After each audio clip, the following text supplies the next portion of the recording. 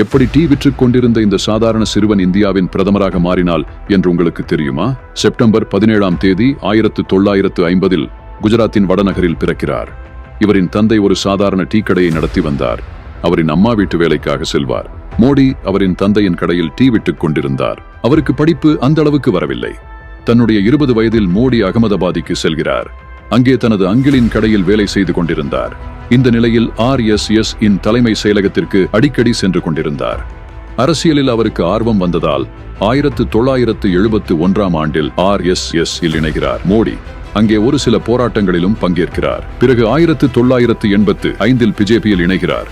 அங்கே தனது கடின உழைப்பால் 1995இல் பிஜேபி குஜராத்தில் அதிகளவு வாக்கு வித்தியாசத்தில் ஜெயிக்கிறது.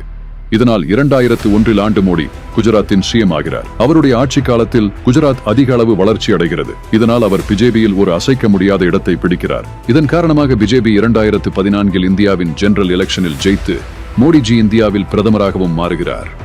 மோடிஜியை பற்றி நீங்கள் என்ன நினைக்கிறீர்கள் என்பது கமெண்டில் கூறுங்கள்.